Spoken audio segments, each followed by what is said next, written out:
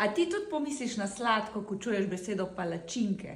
Pol moraš danes tale video nujno pogledati do konca, ker jaz pripravljam slane mini palačinke s šparglji.